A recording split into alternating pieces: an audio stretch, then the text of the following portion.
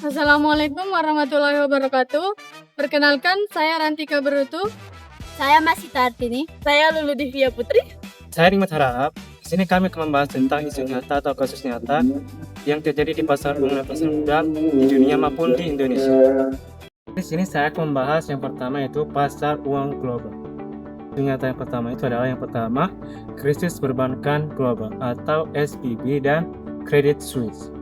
Jadi ini terjadi kasusnya ini adalah runtuhnya bank seperti Silicon Valley dan juga seperti Credit Suisse yang menunjukkan gejolak besar yang terjadi di pasar uang secara global.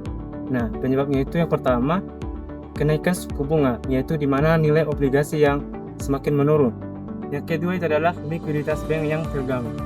Nah, adapun dampaknya itu akan terjadi yang pertama bank run, yaitu penarikan dana yang besar-besaran. Terjadi penaikan yang secara turun drastis. Yang kedua itu adalah ketidakpastian sistem keuangan. Nah, kasus yang kedua itu adalah kenaikan suku bunga ataupun inflasi global. Nah, Bank Sentral Dunia menaikkan suku bunga untuk menekan yang namanya inflasi. Dampaknya yang terjadi adalah yang pertama, suku bunga pinjaman yang semakin naik. Yang kedua, deposito yang lebih menarik.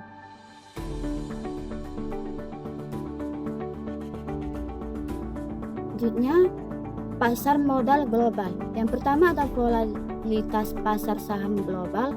Pasar saham global mengalami tinggi akibat kondisi ekonomi. Penyebabnya inflasi tinggi, ketidakpastian ekonomi. Dampaknya investor cenderung pindah ke aset aman. Indeks saham tajam. Kedua ada koreksi saham teknologi. Perusahaan teknologi mengalami penurunan valuasi. Penyebabnya over valuasi saat pandemi.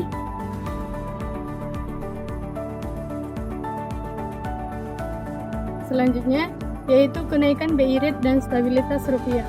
Bank Indonesia menaikkan suku bunga untuk menjaga stabilitas ekonomi. Tujuannya menahan inflasi dan menjaga nilai tukar rupiah. Dampaknya bunga kredit naik dan mempengaruhi aktivitas ekonomi masyarakat. Selanjutnya yaitu volatilitas nilai tukar rupiah. Nilai tukar rupiah sering berfluktuasi akibat faktor global. Penyebabnya arus modal naik, arus modal asing, dan kondisi ekonomi global. Rupiah mengalami pola bubble dan fluktuasi berulang dalam jangka panjang.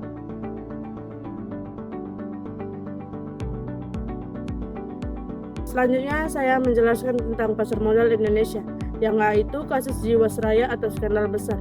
Kasus Jiwasraya merupakan salah satu skandal terbesar di pasar modal Indonesia. Di sini juga ada penyebabnya. Yang pertama, investasi pada saham berisiko tinggi. Yang kedua, manipulasi pasar. Di sini juga ada dampaknya. Yang pertama, kerugian negara kurang lebih 16,8 triliun. Yang kedua, penurunan transaksi di pasar modal. Di sini B-nya kasus Asabri. Kasus Asabri mirip dengan Jiwasraya. Penyebabnya, yang pertama salah kelola investasi, yang kedua penempatan dana pada saham tidak sehat. Di sini juga ada dampaknya. Yang pertama itu kerugiannya negara besar, yang kedua menurunkan kepercayaan investor. Yang C-nya fenomena saham gorengan. Masih sering terjadi di Bursa Efek Indonesia. Penyebabnya, yang pertama harga naik tidak wajar. Yang C-nya fenomena saham gorengan. Masih sering terjadi di Bursa Efek Indonesia. Di sini juga ada penyebabnya. Yang pertama itu harga naik tidak wajar. Yang kedua tidak didukung fundamental. Di sini juga ada dampaknya. Yang pertama investasi retail dirugikan. Yang kedua kredibilitas pasar menurun.